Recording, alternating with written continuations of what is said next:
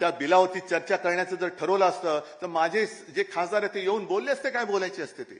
वक्फ बोर्डाची जमीन जर ढापून तुमच्या उद्योगपतींच्या घशात घालणार असाल, जसं तुम्ही आमच्या हिंदू संस्थानांच्या मंदिराच्या जमिनी लाटताय, लुटतायत आणि तुमच्या लाडक्या कॉन्ट्रॅक्टरला देत आहात. वक्फ असो किंवा हिंदू संस्थान असेल किंवा कोणत्याही धर्माच्या जागा असतील, आम्ही वेळवाकडं काही त्याच्यामध्ये होऊ देणार नाही.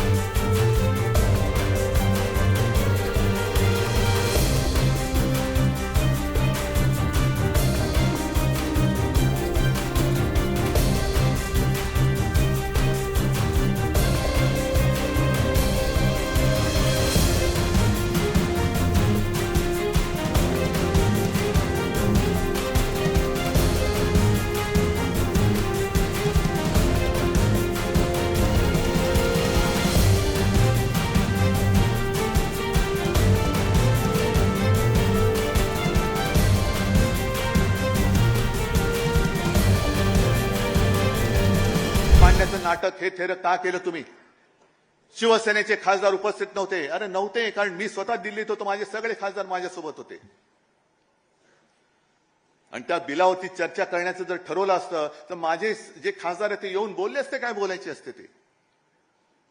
पण तुम्ही वक्फ बोर्डाची जमीन जर ढापून तुमच्या उद्योगपतींच्या घशात घालणार असाल, जसं तुम्ही आमच्या हिंदू संस्थानांच्या मंदिराच्या जमिनी लाटताय, लुटतायत आणि तुमच्या लाडक्या कॉन्ट्रॅक्टरला देत आहात. महाराष्ट्रामध्ये सुद्धा देवाची, संस्थानाची, मंदिराची जमीन किती राजकारण्यांनी ढापले त्याची यादी काढा. मराठवाड्यामध्ये किती ढापलेली आहे, बीडमध्ये किती केलेली आहे. लावा ना एकदा तो काय प्रश्न आहे तो धसाच लावा. कोणी केले ती जमीन ढापले? बीडमध्ये तर केस सुरू आहे. अरे वक्फ बोर्ड तर बाजूला ठेवा, माझ्या मंदिराची जमीन चोरली जाते आणि त्याच्यावरती तुमचे मित्र येऊन बांधकाम करणार असतील तर आज मी जाहीर करतो, वक्फ असो किंवा हिंदू संस्थान असेल किंवा कोणत्याही धर्माच्या जागा असतील, आम्ही वेळवाकडं काही त्याच्यामध्ये होऊ देणार नाही, अजिबात नाही होऊ देणार. अयोध्येमध्ये